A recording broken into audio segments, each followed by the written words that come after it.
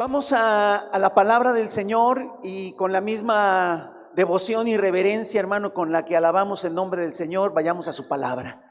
Porque, hermanos, el Señor y su palabra son uno. Amén. Dice que en el principio solamente estaba ¿qué? Dice usted, Dios. Juan entendió y dijo que en el principio era el verbo, la palabra, y la palabra era Dios. Y un día esa palabra se hizo carne y habitó entre nosotros.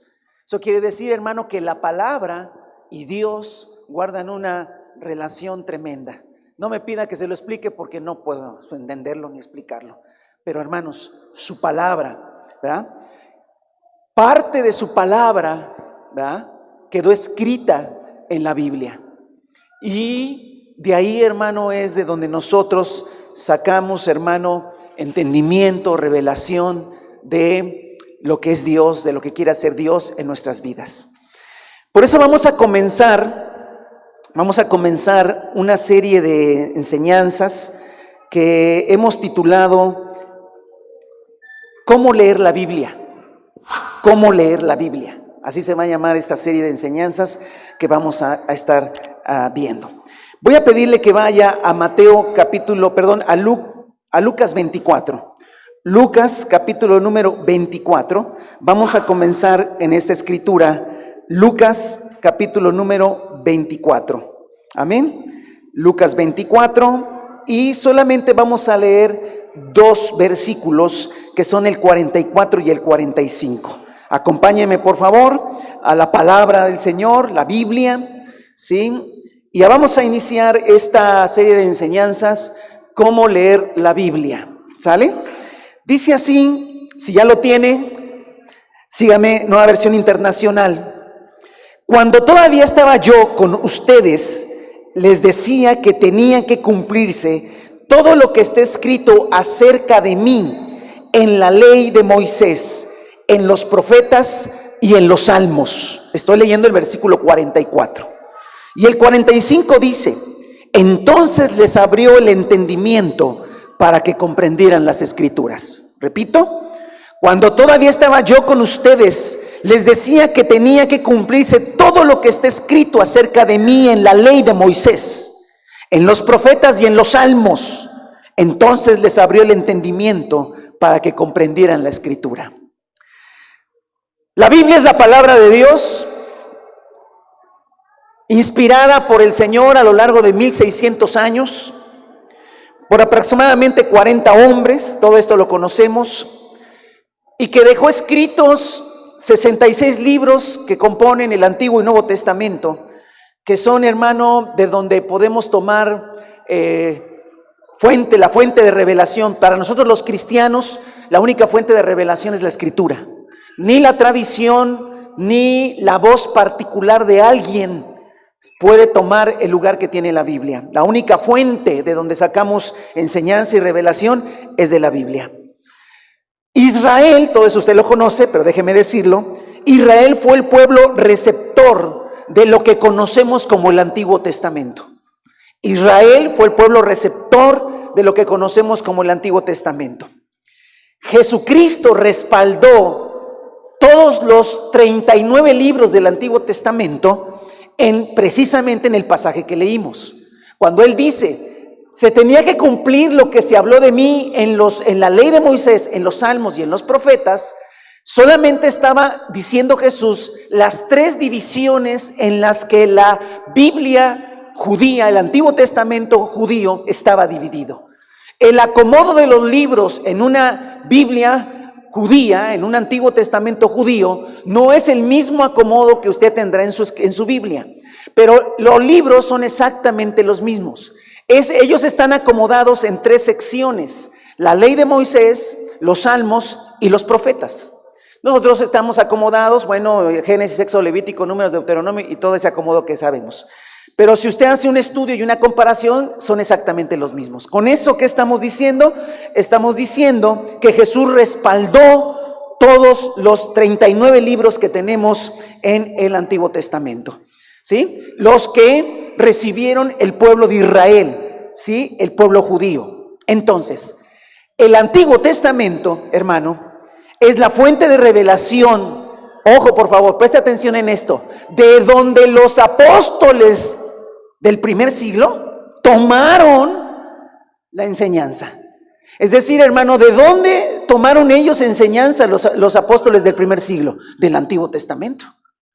Mire, quiero decirle que en el Nuevo Testamento hay 937 referencias al Antiguo Testamento. O sea, 937 textos bíblicos que hay en el Nuevo Testamento están tomados del Antiguo Testamento.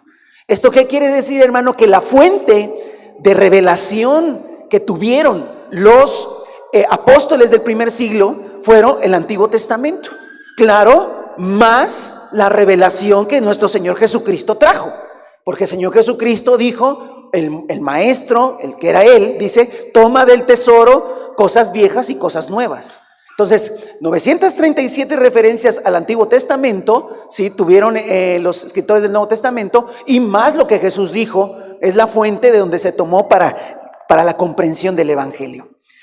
Los apóstoles, ojo por favor, le llamaron al Antiguo Testamento las Sagradas Escrituras. Cuando usted lee en el Nuevo Testamento que dice, Pablo por ejemplo dice en Romanos capítulo 1, que él fue llamado a predicar el Evangelio según las Sagradas Escrituras, él no está hablando del Nuevo Testamento, él está hablando del Antiguo Testamento. ¿Por qué no está hablando del Nuevo Testamento? Porque todavía no estaba ni conformado en su momento. No había un libro llamado Nuevo Testamento. Todo lo que ellos tenían era el Antiguo Testamento, y a eso le llamaron las Sagradas Escrituras. Pablo dice en 2 de Timoteo, porque tú desde pequeño conociste las Sagradas Escrituras, las cuales te pueden hacer sabio para la salvación en Cristo Jesús. ¿De qué estaba hablando el apóstol Pablo? Estaba hablando del Antiguo Testamento. Entonces, para ellos, el Antiguo Testamento eran las Sagradas Escrituras, ¿sí? Es más, por ejemplo, ¿de dónde... ¿qué citó Jesús cuando el enemigo lo tentó? ¿Sí? Cuando el enemigo lo tentó y le dijo, convierte estas piedras en pan, el Señor Jesucristo le dijo, no solo de pan vive el hombre. ¿Qué citó? Deuteronomio 8:3. ¿Qué citó? Las Sagradas Escrituras. Porque las Sagradas Escrituras, hermanos, son el Antiguo Testamento. Inspiradas por Dios, poderosas, palabra de Dios. Cuando dice, porque la palabra de Dios es viva y eficaz, ¿a qué se está refiriendo? Al Antiguo Testamento, más todo lo que el Señor Jesús dijo. Mire, hermano, quiero decirle que los escritores del Nuevo Testamento, Pablo, Pedro y todos ellos, yo no le puedo decir que estaban conscientes de que sus escritos serían tomados después como palabra de Dios, ¿no? Fueron precisamente los cristianos posteriores a ellos que vieron en esos escritos, pero por supuesto, palabra de Dios, porque fueron los que recibieron el Evangelio de primera mano. El apóstol Pablo dijo, a mí el Señor Jesucristo me reveló el Evangelio. Entonces los escritos de ellos después se formó, se recopiló, se descartó muchos libros y se estableció el Nuevo Testamento. Pero no me quiero meter en ese tema, lo podemos tocar después. A lo que voy es lo siguiente. Nosotros queremos ver cómo leer la Biblia, y no me estoy refiriendo, que también es importante, a si la puedes ir leyendo libro por libro, si deberías leer un libro primero y otro después. No me estoy refiriendo a una metodología de leer la Biblia, que también es importante y por ahí hay mucha información sobre eso. No, lo que me estoy refiriendo y lo que me inquietó el Señor es lo siguiente. ¿Cómo leer la Biblia? Porque siendo la Biblia, ahora para nosotros, hasta el Nuevo Testamento, las Sagradas Escrituras, la palabra de Dios, amén, de donde el Señor Jesucristo, siendo Dios, citó las palabras de Él, porque Él es Dios también, ¿verdad? Y las trajo, hermano, y con lo que Él traía de revelación, se dio, hermano, lo que hoy tenemos, lo que es la Biblia, la palabra de Dios. De ese Dios que alabamos hace un momento, que está sentado en un trono alto sublime y que domina todo. Hermano, y que repito, los ángeles y arcángeles no se cansan de decir santo, santo, santo. Están maravillados de ver el esplendor de Dios. Hermano, el orgullo del hombre es una tontería. Hermano, los que medio tenemos una altura un poquito más allá del promedio del mexicano, pues un 80. No, ya si alguien mide 2 metros, lo vemos así mismo. ¡Wow! Está realtote, dicen. 2 metros, no, hombre. ¿Qué son 2 metros en el universo? Nada. Miren, estaba leyendo con mis hijas algo interesante. Dice, esto es científico, que si hacemos un modelo a escala, y la Tierra es un maíz, la tierra es un maíz, vamos, es escala, que si la Tierra fuera como una bolita de maíz, a escala, ¿a qué distancia estaría el Sol? Y bueno, los científicos dicen que estaría a 24 metros. ¿Y a cuánto estaría la siguiente estrella más cercana a nosotros? La Tierra es un maicito. O sea que tú, ni el de 2 metros, ni existe. Punto. No lo podemos ni ver. El Sol está a 24 metros, más o menos de aquí a la puerta. ¿A cuánto está la siguiente estrella? Usted dirá, pues la siguiente estrella estará a unos 50 metros. No. 100 metros. No. 500 metros. No. 1 kilómetro. No. No. Está a 6,000 kilómetros.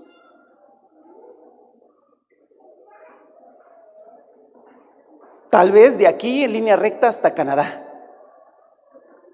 La siguiente estrella, esa que tú alcanzas a ver ahí que te estrella así, está a esa distancia.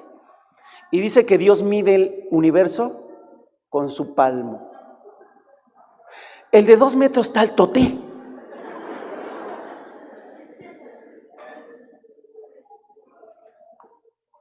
Y luego se cree un montón. Y luego los ve para abajo, el otro dice, pobre chaparrito. Y el que va al gym y está bien fuerte, ve al otro, pobre flaco. Hermano, ante Dios no somos nada. Y ese Dios alabamos. Y ese Dios dejó escrita su palabra. Amén.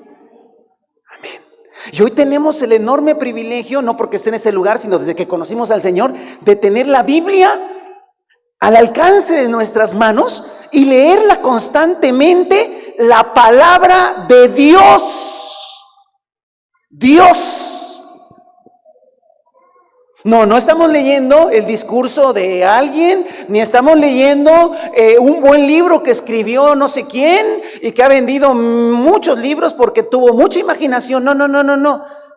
Estamos hablando de la palabra de Dios, el Dios del universo.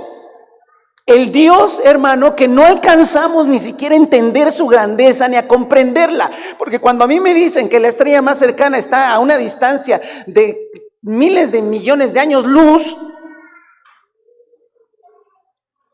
mi mente no puede. Bueno, entonces no puedo tampoco comprender a Dios. No puedo decir Diosito. Y no puedo decir, Dios y yo nos llevamos de a cuartos. A ver, espérame. Entonces no puedo tampoco venir, hermano, y no es una cuestión legalista, y estar leyendo la Biblia e irme al baño. Discúlpenme, pero a mí se me hace totalmente una cosa ilógica. O no entiendo de qué estamos hablando. Sencillamente no entiendo. O sea, yo no entiendo qué es la Biblia. Es un libro más. Hermano, los judíos tuvieron a las Sagradas Escrituras como eso, las Sagradas Escrituras, el libro de Dios, la palabra de Dios.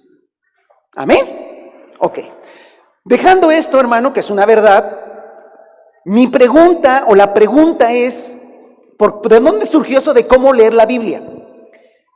¿Por qué razón los maestros del Antiguo Testamento, los maestros judíos, como mucha otra gente hoy en día, no fueron transformados al leer esa palabra?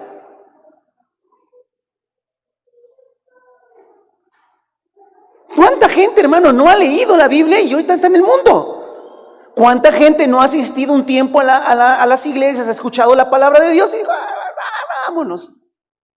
¿Cuánta gente, hermano, no dice, tengo otras cosas más importantes que hacer, ahí nos vemos?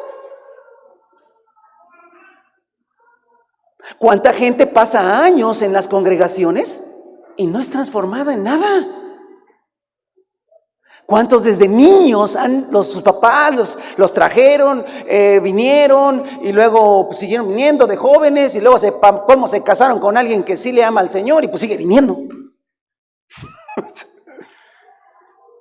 Y nunca ha habido una transformación de su vida. Si ha leído. Entonces la pregunta es, ¿o no ha sucedido eso, hermano?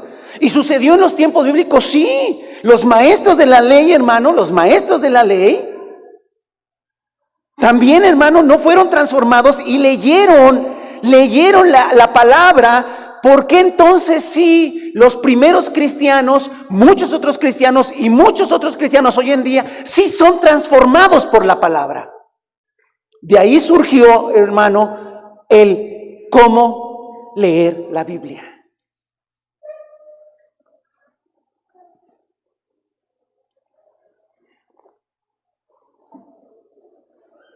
Me platicaba el hermano Dardano estos días que estuvimos comiendo con él acerca de que en alguna iglesia de Estados Unidos ya no se está leyendo la Biblia. Ya la gente ya se chocó de la Biblia. Películas, pláticas, cuestiones para que la gente asista, porque la gente ya le aburrió la Biblia. Hermano, mientras que a otros, dice, es que cada vez que leo entiendo más y conozco más y comprendo más, y el otro se aburre. ¿Habrá algo en cómo leerla? Sí, sí tiene que ver el cómo leerla, hermano. Y eso es de lo que vamos a platicar. ¿Le parece? Para eso vamos a ocupar un pasaje muy maravilloso, muy especial, muy complicado en algún momento, pero con la ayuda del Señor vamos a salir adelante. Segunda los Corintios capítulo 3. Entonces, lo primero que quiero abordar con ustedes esta mañana, y después continuaremos en otras ocasiones que el Señor nos lo permita, ¿verdad? Viendo algunos aspectos de cómo leer la Biblia, cómo leer la palabra de Dios. Y entonces tengo que ir a 2 Corintios capítulo 3. Tome por favor su Biblia, voy a leer todo el capítulo. Obviamente no voy a predicar a detalle todo el capítulo, pero sí voy a tomar de ahí verdades que el apóstol Pablo está ahí mencionando. Amén. ¿Ya lo tiene? A ver, rápidamente, siempre es bueno un contexto para que sepamos de qué está hablando, si no nos perdemos. Contexto de la carta, segunda carta a los Corintios. Básicamente es una carta de reconciliación. ¿Entre quién? Una reconciliación firme del apóstol Pablo con la iglesia en Corinto. La iglesia en Corinto andaba desordenadamente, Pablo la reprende, ¿y qué cree que pasó con los de Corinto? Se me enchuecaron, como decimos los mexicanos, ¿verdad? 2 o 3 dijeron, pues, ¿qué es de Pablo? ¿Qué se cree? Dice Pablo, pues, ¿qué me creo? Pues nada más, que yo fui el que les prediqué el evangelio, nada más de eso me creo, ¿verdad? Entonces, hay una serie de cosas ríspidas entre ciertos miembros de la congregación en Corinto. Recuerda que Corinto es una ciudad grande, poderosa, rica, capital de comercio. La iglesia, por lo que se dice en las cartas, es numerosa. Y entonces hay cierta crítica al apóstol Pablo, cierta cuestionamiento de su apostolado.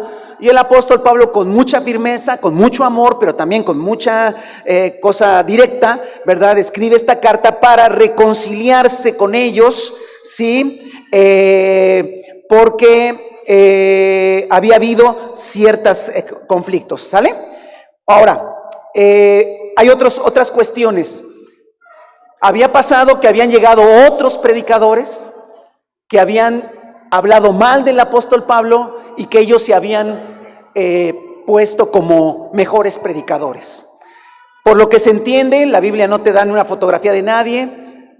Se ve que Pablo no era de un porte muy, aunque lo quieran poner en las películas, muy guapo, se ve que no. Se ve que era bajito, se ve que cuando predicaba dicen que no era, bueno, por lo que no son chismes, sino que la Escritura dice, hermano, que no era muy elocuente. Quiere decir que no era tan atractiva la forma en que él expresaba. Llegaron otros predicadores que probablemente sí tenían más porte, ¿verdad? Más griegos, ¿verdad? Tenían mejor elocuencia, y los corintios le empezaron a dar mayor entrada a ellos que al apóstol Pablo. En ese contexto, hermanos, en ese contexto de lo que estaba pasando, el apóstol Pablo escribe esta carta. Vamos al capítulo 3, por favor. Dice: ¿acaso comenzamos otra vez a recomendarnos a nosotros mismos?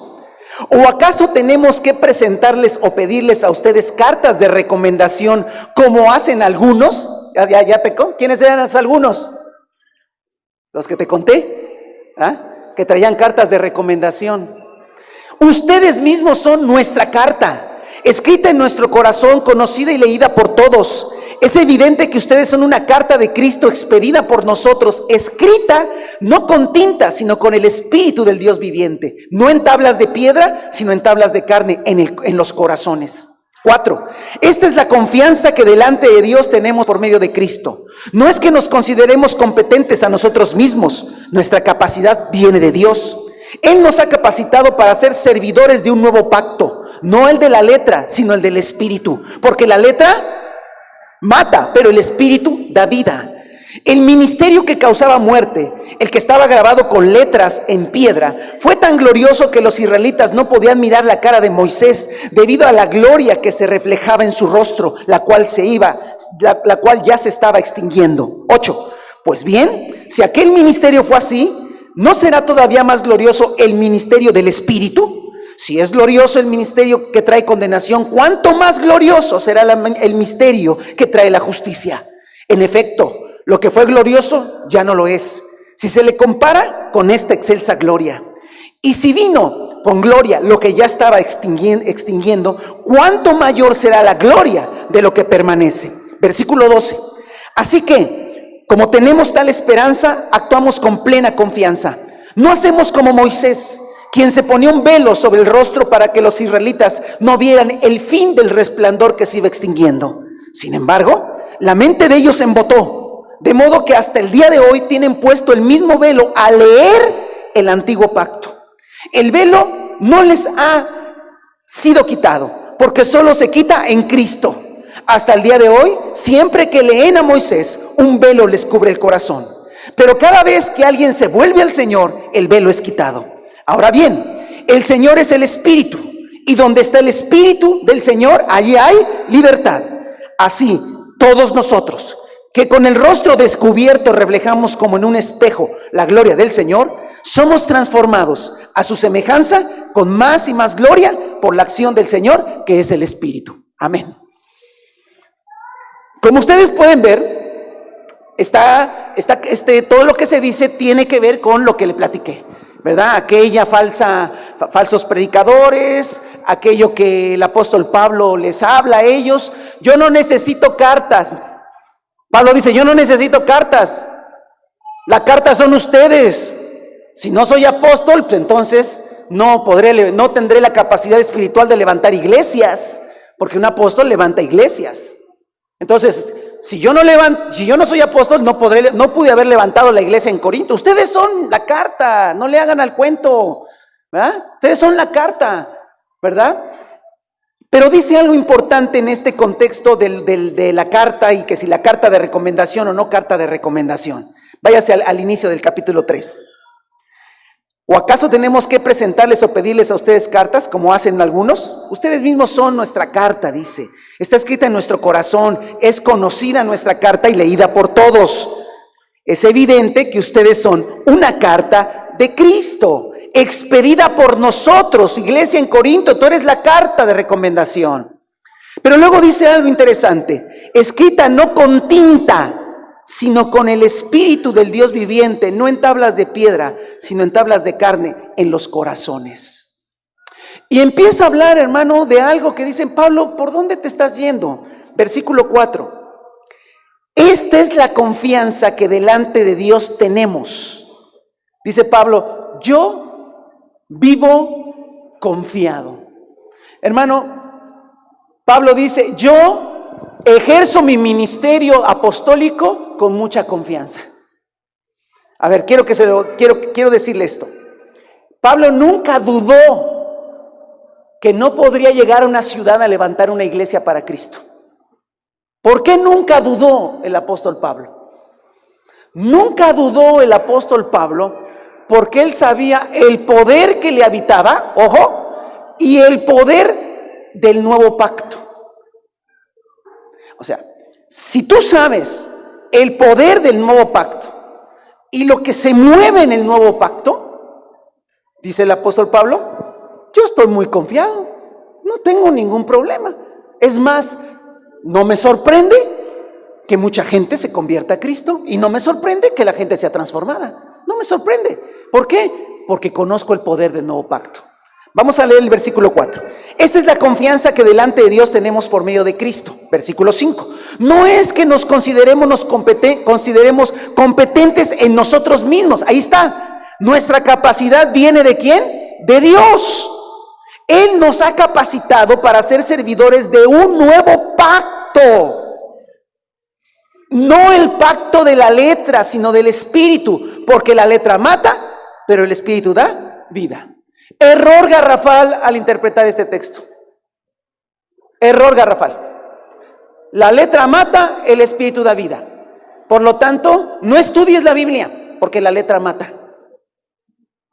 No está hablando de eso, por supuesto que no está hablando de eso. No leas, no estudies, no indagues, porque la letra te va a matar. Tanta letra va a matar el espíritu. No, lo que tienes que hacer es confiar en el Espíritu Santo y el Señor te guiará, pero no leas, no estudies tanto. No. Es uno de los textos más mal interpretados, hermano, a lo largo de la historia cristiana. La letra mata, el espíritu da vida. Es decir, yo me muevo por el Espíritu, no necesito estudiar la Biblia, no necesito escuchar la predicación, no necesito porque el Señor me hablará a mí. No necesito agarrar la Escritura y leer, no necesito leer Génesis, Éxodo, Levítico, Números, no necesitamos leer eso, demasiada letra. No, números, demasiada letra y números. Eso te va a matar el espíritu. No está hablando de eso. No está hablando absolutamente de que la letra, que el estudio de la palabra mate el espíritu. No. Tampoco te estoy diciendo, porque no me quiero adelantar, porque el tema es cómo leer la Biblia. ¿Cómo la leo? Ok. Entonces, primer cosa, no es el error garrafal, ¿sí? Pensar que no necesitamos leer o estudiar la Biblia. La respuesta la tiene en el versículo 7. ¿A qué se refiere cuando dice la letra mata?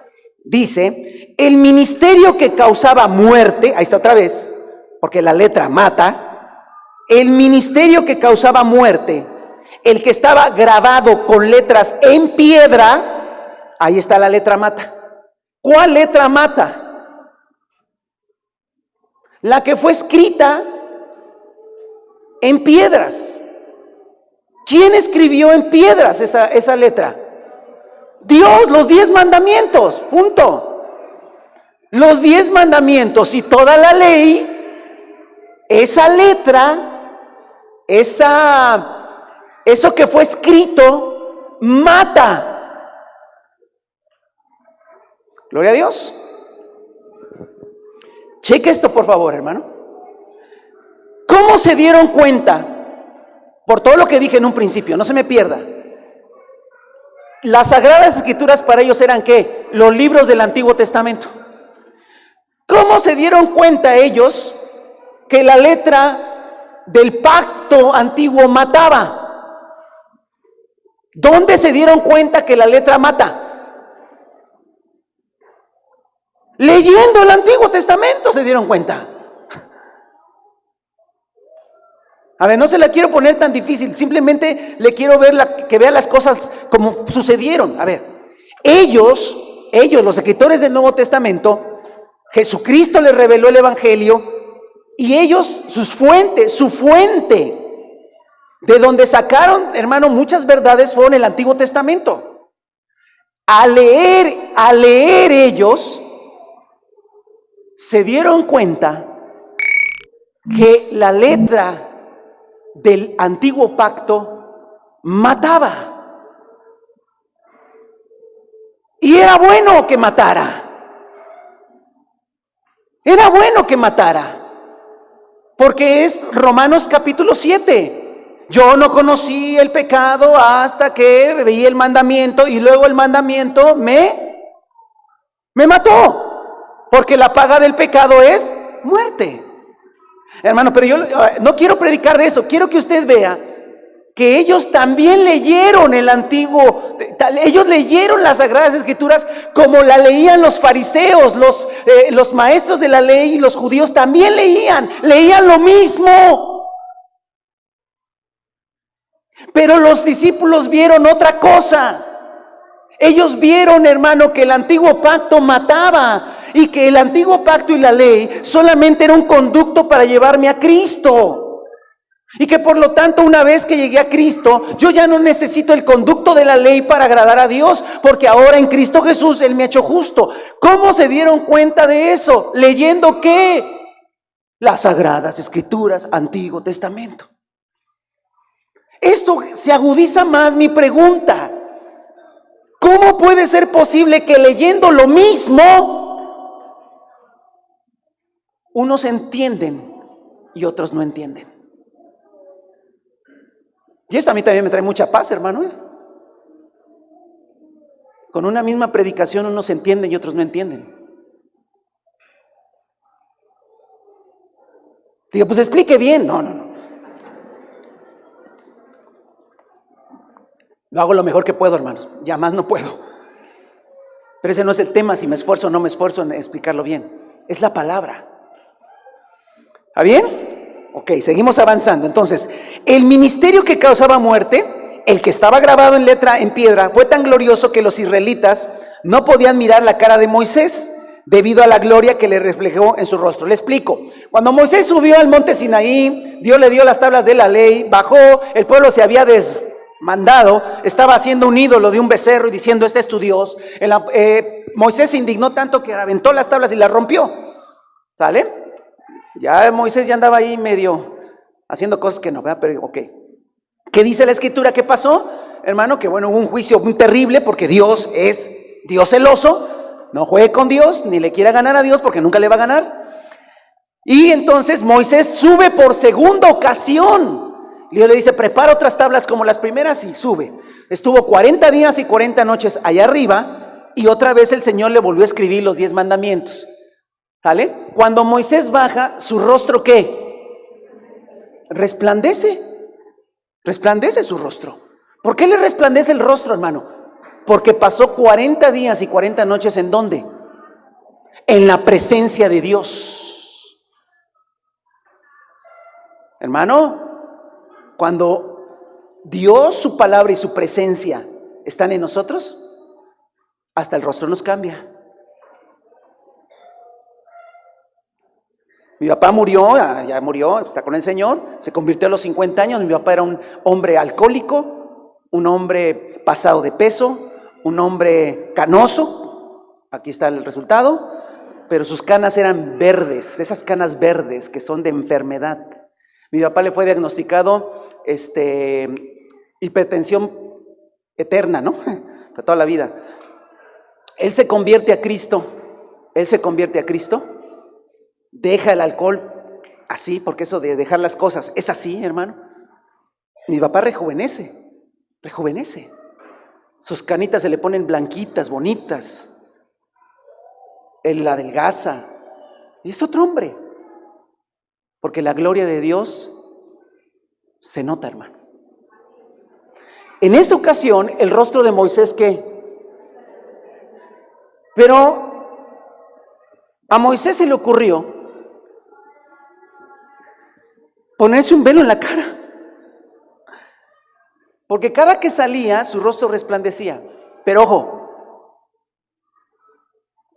el escritor del Nuevo Testamento, Pablo se da cuenta de algo. Ahí es donde les doy, hermano. Porque ellos se dieron cuenta de cosas que otros no se dieron cuenta. Que si tú sigues leyendo la vida de Moisés, un día deja de usar el velo. ¿Por qué? porque el rostro dejó de resplandecer. ¿Ya? Un día su rostro era ¿qué? Normal. Y ya. Hermano, Pablo dice, nosotros no usamos velo porque queremos que se nos vea ¿qué? La gloria de Dios. Y no como Moisés, que va disminuyendo. El verdadero creyente, la gloria de Dios va ¿qué? Hasta los feos nos vemos bonitos.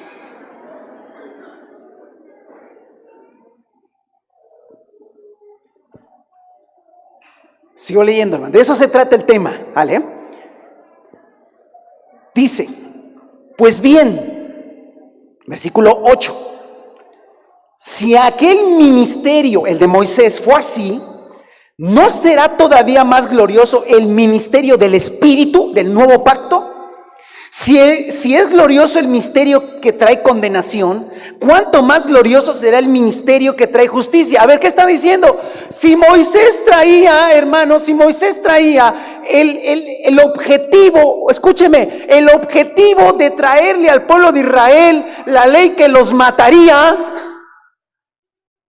la ley que los condenaría, la ley que los haría pecadores delante de Dios.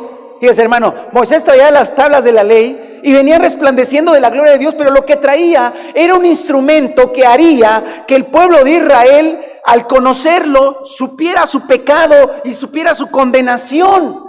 ¿Para qué? Para que necesitara un Salvador, Cristo Jesús. Lo que está diciendo Pablo es lo siguiente: si esa palabra de Dios que sirvió para algo, porque es palabra de Dios. A ver, yo quiero que me entiendan, no sé si estoy confundiéndole, hermano. O sea, ¿quiere decir que los mandamientos traídos por Dios me matan? Sí. Pero ¿cómo me va a matar algo que es de Dios? Porque la ley es espiritual, pero yo soy carnal. Y era el objetivo que la ley espiritual me matara para que yo buscara un Salvador, Cristo Jesús. Era un plan divino. Parte de ese plan era que aparecieran los mandamientos. Y como aparecieron esos mandamientos que eran de Dios, el hombre usado para traer esos mandamientos fue Moisés. Pero como tuvo que estar con Dios, Moisés, la gloria de Dios lo afectó. Y a él le resplandecía el rostro, tanto que se ponía un velo. Finalmente dejó de resplandecer y ya no usó más el velo. Pablo escribe cosas tremendas y dice, si es glorioso, claro que era glorioso, el ministerio que trae condenación, el que trajo Moisés, ¿cuánto más glorioso será el misterio que trae la justicia? ¿Cuál es? El Evangelio de Jesucristo, el Espíritu Santo, el nuevo pacto. También es glorioso y mucho más glorioso. Amén. En efecto, dice el versículo 10, lo que fue glorioso ya no lo es. Si se le compara con esta, ¿cuál? El Evangelio, el nuevo pacto, la vida del Espíritu. Si se le compara con esta excelsa gloria. 11. Y si vino con gloria lo que ya se estaba extinguiendo, ¿cuánto mayor será la gloria de lo que permanece? ¿Qué permanece, hermanos? El Evangelio eterno de nuestro Señor Jesucristo, la vida del Espíritu. Sígame en el 12, por favor. Así que como tenemos tal esperanza, actuamos con plena confianza. Pablo dice, yo actúo con mucha confianza. Y aquí viene el 13. No hacemos como Moisés, quien se ponía un velo sobre el rostro para que los israelitas no vieran el fin del resplandor que se iba extinguiendo. No hacemos como Moisés, dice esta porción, hermano, muy interesante. Compárelo, hermano, compare este versículo, no hacemos lo que hacía Moisés, con el 18. Sáltese tantito. Mire lo que dice. Así todos nosotros, que con el rostro, ¿qué? Descubierto. Pablo está jugando obviamente con lo que Moisés hizo. Dice, Moisés se ponía un velo en su rostro. porque tenía gloria de Dios, una gloria que se extinguiría. Dice el apóstol Pablo, nosotros tenemos más gloria. Escucha, hermano, tenemos más gloria que la que tuvo Moisés. Y no te pongas un velo en tu cara. Deja que se vea, deja que se refleje, deja que el mundo vea la gloria de Dios en tu vida. Eso es lo que está diciendo. No necesitas esconderte, no. Tú preséntate como vives, como eres, como hablas, como piensas. Si eres un verdadero hijo de Dios, un verdadero cristiano, la gente te verá y dirá, wow, yo quiero tener un matrimonio como el tuyo, yo quiero vivir como tú vives. Wow, qué vida, qué poder, qué fe, qué amor al Señor, qué entrega. Eso es la gloria de Dios, que dice el apóstol Pablo, que nosotros no nos pongamos un velo. ¿Por qué? Porque con el rostro descubierto. Porque aparte nuestra gloria no disminuye, nuestra gloria aumenta. Bendito sea el nombre del Señor. Usted dirá, hermano, está usted muy emocionado, pero ¿no nos iba a hablar de cómo leer la Biblia? Ay, sí, ya se me había olvidado, hermano. No. Vamos hacia allá. Versículo 14. Ahí ahora empezamos con la palabra, con la Biblia. Sin embargo, la mente de ellos se embotó, de modo que hasta el día de hoy tienen puesto el mismo velo al leer el antiguo pacto. Órale. Pablo dice, ese velo que usaba Moisés, déjenme usarlo como una alegoría, porque es una alegoría. Ese velo que usó Moisés, hasta el día de hoy, dice el apóstol Pablo, ellos, los judíos, al leer, tienen como un velo que ha embotado su ¿qué? Su entendimiento. Ha embotado su corazón. Porque dice el 15, hasta el día de hoy, siempre que leen a Moisés, un velo les cubre el corazón. Ojo, por favor. Ay, hermano, entonces ya no hay que leer a Moisés. No, a ver, no. Hermano, Pablo no leía a Moisés. Pablo leía a Moisés y entendía perfectamente todo lo que Moisés experimentó y vio. El problema no es si leo a Moisés. ¿Qué es Moisés? Génesis, Éxodo, Levítico, Números y Deuteronomio. Cuando yo leo esos libros, ¿verdad? Pablo los leía, Pedro los leía, los apóstoles los leían, Jesucristo los leía, los fariseos los leían. La diferencia estaba en que los fariseos y los maestros de la ley tenían un velo en su corazón y en su mente la tenían embotada. Tenían un velo que no los dejaba comprender. Pregunta, ¿por qué Pablo sí lo entendía? ¿Por qué Pedro sí lo entendía? ¿Por qué los cristianos sí lo entendían? ¿Por qué sí entendían que lo que había pasado era por esto y por aquello? A tal grado que el apóstol Pablo dijo, todo lo que sucedió era sombra de lo que vendría. ¡Wow! Porque todo lo que sucedió es para nuestra enseñanza, dijo. Es más, en Corintios dice, porque todo lo escrito fue para nuestra enseñanza. Lo que Moisés escribió fue para nuestra enseñanza. Lo que está en los profetas y en los salmos es para nuestra enseñanza. Sí, pero también la tienen, a ver, la misma Biblia, vamos a quedarnos únicamente con el Antiguo Testamento, ¿le parece? Para esta enseñanza. El mismo Sagrada Escritura que lee el judío, la lee el cristiano. Y el cristiano entiende una cosa y el judío entiende otra cosa y el pagano no entiende nada. Para acabar. Ah, bueno, es que los cristianos son más inteligentes que los judíos y los paganos pues son más tontos. No. Pablo dice algo aquí. Porque ahora sí regresamos a cómo leer la Biblia. Dice, sin embargo, la mente de ellos se embotó. Déjeme decirle qué significa se embotó, hermano. Significa, es la palabra poros, griega, poros. Es de donde viene osteoporosis. Tiene que ver con calcificación, alguna cosa así. Y significa petrificarse, endurecerse, hacerse necia. Dice, hermanos, lo que está diciendo ahí es, la mente de ellos se endureció, la mente de ellos se petrificó, la mente de ellos se volvió necia. Dice, de modo que hasta el día de hoy tienen puesto el mismo velo a leer. ¿Cómo leo la Biblia, hermano? Y obviamente no estoy diciendo, bueno, mira, se lee así. Sin embargo, coma la mente. No, sí, es leer y leer. Pero tiene que haber algo, porque ellos leían y no entendían. Y dice algo maravilloso. El velo no les ha sido quitado, porque solo se quita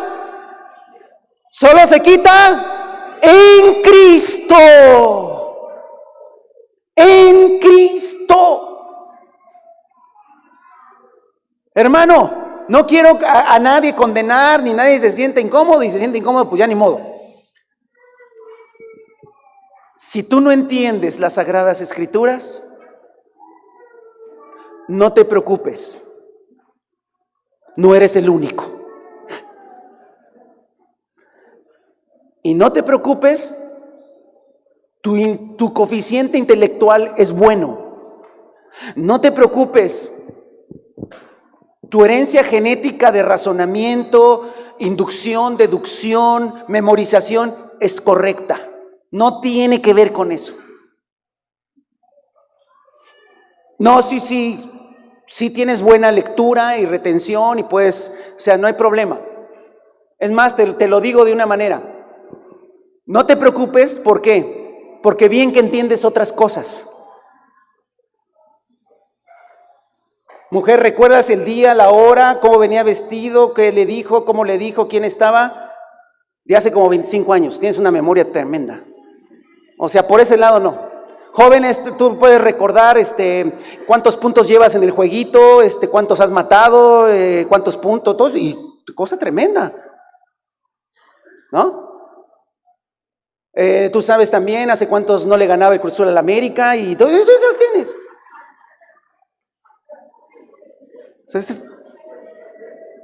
Lo tienes, o sea, ¿ves que no es problema de la mente? O sea, no es que estás mal, es que no entiendo, voy a la iglesia y no entiendo, leo la Biblia y me duermo y no entiendo nada, estaré mal. No, estás normal. El apóstol Pablo dice, no es una cuestión humana, ese velo está puesto y solamente se quita cuando estás en Cristo. Cuando estás en Cristo, dice, el velo es quitado.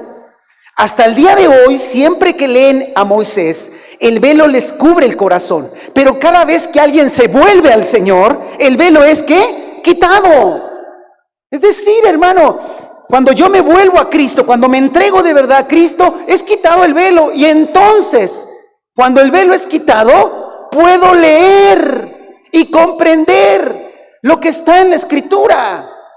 Entonces imagínense, hermano, que el tema es cómo leer la Biblia y que yo comience diciendo, bueno, miren, a todos los que me escuchen, tome su Biblia, yo les sugiero que comience leyendo Juan o que comiendo Génesis, pero después lo combine con Salmos. O sea, puede ser un buen panorama de cómo hacer una lectura del libro llamado Biblia. ¿Pero eso le va a dar resultados?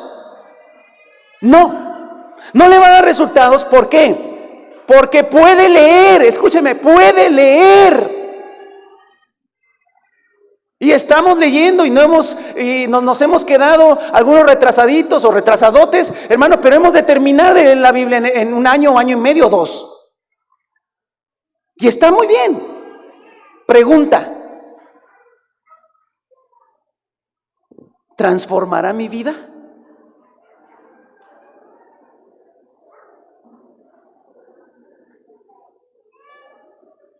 Ese es el tema, hermano. Lo primero que necesito para que la palabra de Dios transforme mi vida es estar en Cristo y haberme vuelto a Cristo. Como recuerdo un familiar que en una reunión familiar nos decía y hablábamos de la Biblia, dice, pero, porque era muy orgulloso, pero, ¿por qué ustedes entienden esas cosas? Yo también leo la Biblia y no he entendido eso. Y yo le decía, es que, tío, lo que pasa es que te falta revelación. Yo hablándole cosas que ni entendía tampoco. Él, ¿no? Yo sí entendía más o menos lo que estaba diciendo. Y él me dijo, ¿y por qué Dios no me la revela a mí? Como se la ha revelado a ustedes. No conocía yo esto, le había dicho, necesitas estar en Cristo para que el velo te sea quitado. La gente quiere entender, y aquí hay muchos que quieren entender, pero su corazón no quiere hacer la voluntad de Dios. No quieren ser seguidores de Cristo. No quieren que Cristo gobierne su vida. No quieren que Jesucristo sea la roca fundamental de su vida. Y el que no está en Cristo y no se ha vuelto a Cristo, tiene un velo que no le dejará entender la Biblia. La va a leer y vendrá a escuchar prédica y se va a acabar la vida escuchando prédicas y no habrá ninguna gloria que manifestar. No habrá ninguna gloria que manifestar. Porque quiero ir a la parte final, hermano, de esta plática y continuaremos en otra ocasión. Y es lo siguiente. Dice, ahora bien, versículo 17, el Señor es el Espíritu, y donde está el Espíritu del Señor, allá hay libertad. ¿De qué libertad se refiere? Hermano, cuando yo estoy en Cristo, viene el Espíritu, y el Espíritu es el Señor. Y me da la libertad, me quita el velo, y me da la libertad de conocer la palabra de Dios y que la palabra de Dios haga el efecto en mi vida. Hermano, cuando yo paso tiempo con la palabra por el Espíritu, es como si estuviera, hermano, y mucho más glorioso que cuando Moisés estuvo 40 días y 40 noches en el Sinaí. A eso, hermano, me refiero, porque la gloria de Moisés solamente era que resplandecía su rostro. La gloria de nosotros, hermano, es que nosotros reflejamos a Cristo en el día a día. Donde está el Espíritu de Dios, allá hay libertad. Yo tengo una pregunta, ¿dónde está el Espíritu de Dios? ¿Alguien sabe dónde está el Espíritu de Dios? Yo sí le digo dónde está el Espíritu de Dios, acá dentro de mí. ¿No está dentro de usted?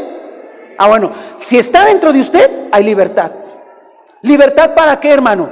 Para que la palabra de Dios, viva y eficaz, haga un efecto que trae gloria. ¿Gloria a quién? Gloria a Dios. Transformación de nuestra vida. No es un asunto de intelectualidad, sí entiendo, no entiendo. No, a ver, claro, hermano, tenemos que leer. Dios y su palabra van de la mano. En el principio el Espíritu de Dios se movía sobre las aguas y dijo Dios. Amén.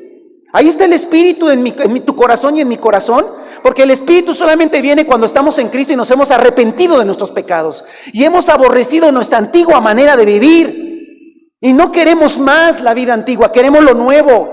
Y el Espíritu de Dios se mueve dentro de nosotros. Cuando el Espíritu de Dios se mueve dentro de nosotros, el Espíritu, como lo decía el hermano Dardano en esos días, es el Señor.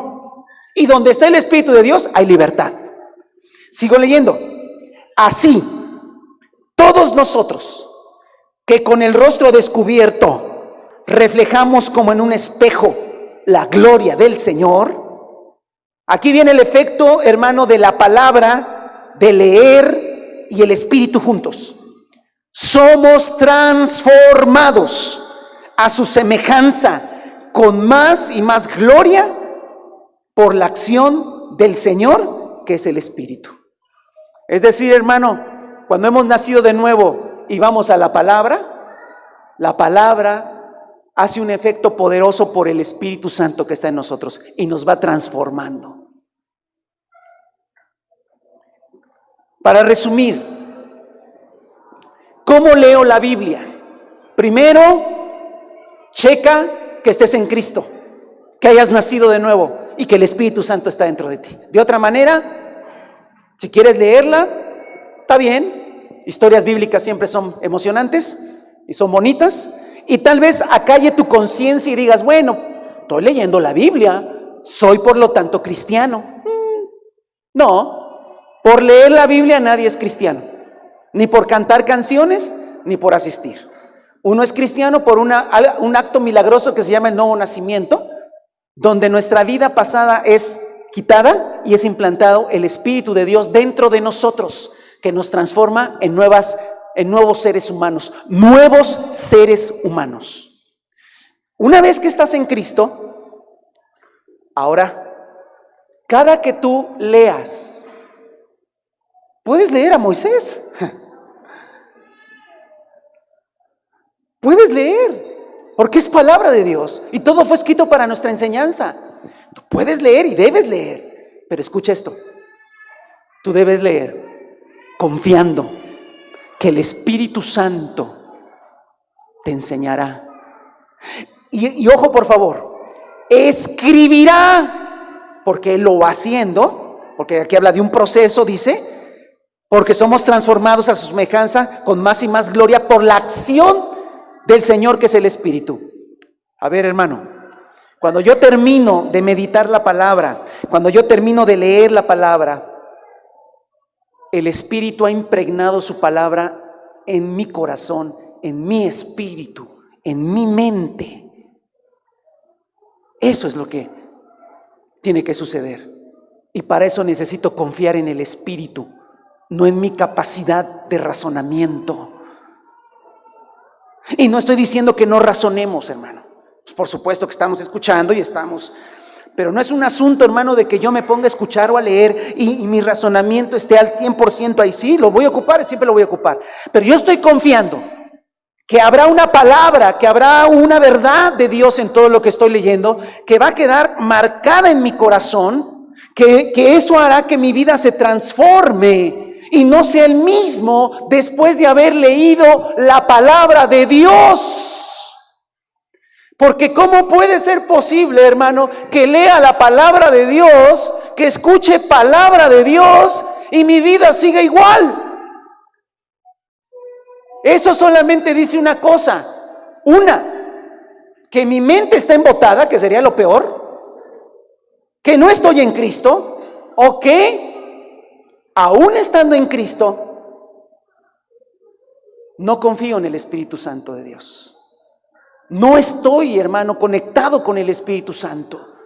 No estoy confiando en el Espíritu Santo. Estoy confiando en mi capacidad intelectual. Sí, ya quedó claro, perfecto, ok. Hermano, eso quedó en el razonamiento. Está bien, todo comienza ahí. Pero tenemos que decirle, Espíritu Santo, yo confío que esto que estoy razonando y recibiendo ahorita va a venir a ser parte de mí. Se va a grabar en mi mente y en mi corazón. Grábalo, Espíritu Santo. Hermano, esa es la única manera, porque yo puedo hacer un estudio bíblico. Hagamos un estudio bíblico, ok, hacemos un estudio bíblico. Y ya entendí cómo está estructurada la Biblia. Ya entendí cómo se divide en capítulos. Está bien. Transformó tu vida. ¿Te va a transformar eso? No te va a transformar. Lo que te va a transformar, hermano, es la palabra que está escrita aquí. Escúchame esta parte. La palabra que está escrita aquí, pero que con el Espíritu se vuelve vida, se vuelve espíritu y vida. A ver, hermano, lo que está escrito aquí en tu Biblia, eso es tinta y son papel o en nuestras tabletas o dispositivos, son cosas ahí digitales que aparecen ahí escrita la letra, hermano. Lo que dice ahí, a ver, si yo agarro una Biblia, ¿la Biblia qué es, hermano? La Biblia es papel y tinta. ¿Ese libro tiene poder? Por supuesto que ese libro no tiene poder. Lo que tiene poder es lo que dice. Pero lo que tiene poder, hermano, es lo que dice por la obra y la acción del Espíritu Santo, que es el Señor. Y quiere que le diga una cosa, hermano, como iglesia en general, nos hace falta entender muchísimas más cosas de las que hemos entendido hasta ahora. Y no es asunto mío del pastor, pues pastor, enséñenos, no, permítanme. No. Es que necesitamos entender la acción del Espíritu Santo junto con la palabra. Ese es el tema, hermano. Yo quiero que se vaya y se lleve grabado en su corazón el versículo final. Así todos nosotros que con el rostro descubierto reflejamos como en un espejo la gloria del Señor. Somos transformados, pero no despegue la palabra de esta transformación, lo leímos, no es una transformación mística. Cuando hablo de místico no es, Señor, transfórmame, sí, pero ¿con qué te transforma? ¿Con qué te transforma?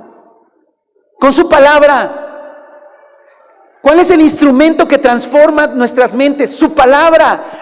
¿Quién es la persona? ¿Quién es el agente que hace posible que la palabra que está escrita aquí quede grabada en mi mente y en mi corazón y sea transformada mi vida? El Espíritu Santo. Si yo me pongo a leer ignorando la obra del Espíritu Santo, no voy a ver nada. Pero si yo estoy leyendo, hermano, y leo algo y digo, Señor, tú me trajiste este pasaje, lo leo y no entiendo, Espíritu Santo, ayúdame, Espíritu Santo, eres tú el único que puede hacer que esta palabra, porque esta palabra la leen todos, muchos la leen. Hermano, la Sagrada Escritura la leían los judíos y nunca fueron transformados. La clave se llama el Espíritu Santo. Pero si hay orgullo en nuestro corazón diciendo, no, yo le entiendo, ¿qué entendiste? ¿Cómo no voy a entender si no soy tonto? Entendí todo lo que dijo. Pues desde que dijiste tonto ya no hay gloria de Dios. Ahí está. Y pusiste atención, hijo. Sí, mamá, sí puse atención. Más me andas molestando. Déjame en paz. Claro que puse atención. Si quieres te digo todo lo que dijo el pastor. Dijo esto y esto. Sí pone atención. Sí pone atención porque tiene una capacidad intelectual de retener lo que se dice.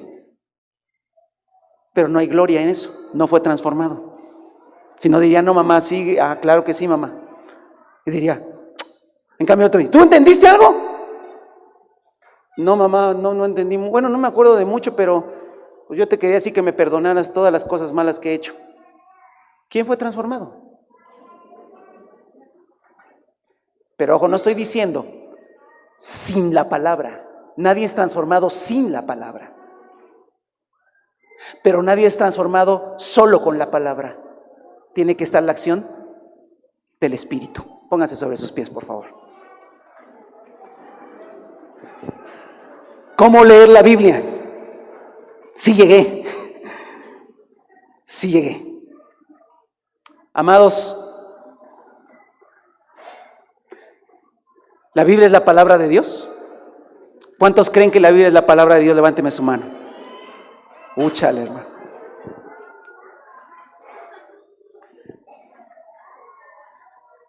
Ahí está la sabiduría. Ahí está, hermano, el poder. Ahí está la transformación. Señor, cámbiame, transfórmame. Ve a mi palabra. Ve a mi palabra. Sí, Señor, ya la leí, pero no entiendo nada. Ve a mi espíritu. Clama a mi espíritu. Señor, pero no sé si tu espíritu está en mí. Arrepiéntete de tus pecados. Vuélvete de corazón a mí y yo te regalaré de mi espíritu. Y si el espíritu está en mí, entonces empiezo a entender, empiezo a comprender. Jovencitos, niños, niñas, señoritas, jóvenes, confíen en el Espíritu Santo y vayan a la palabra. Van a entender cosas. A ver, hermano, hay una cosa importantísima. Yo, el predicador, quien sea, tu papá, alguien te puede decir lo que ya entendió. Yo le puedo decir a mis hijas las cosas que he entendido. Se las he dicho a mis hijos, a los que ya no están aquí viviendo con nosotros, se las he dicho, se las hemos platicado, les hemos compartido. Está bien, pero necesitan entenderlas ellas. Y el único que se las puede revelar es el Espíritu Santo. Algún día, papá, entendí algo, que entendí que yo era pecadora y que no siendo justa, ahora soy justa delante de Dios y Dios me ve como una persona limpia y pura. Y yo me quedo y te digo, pues te dije hace 10 años. ¿Sí? ¿Ya me lo habías dicho? Sí, pero no hay problema. Hoy lo entiendes por el Espíritu. Muchachos, niños, jovencitos, personas que comienzan a asistir, No estén esperando que el pastor, no estén esperando que alguien les enseñe. Hay gente que se va a acercar a darles algunas pláticas. Empiecen a confiar en el Espíritu y vayan a la palabra. Lean las Sagradas Escrituras, porque en ellas se refleja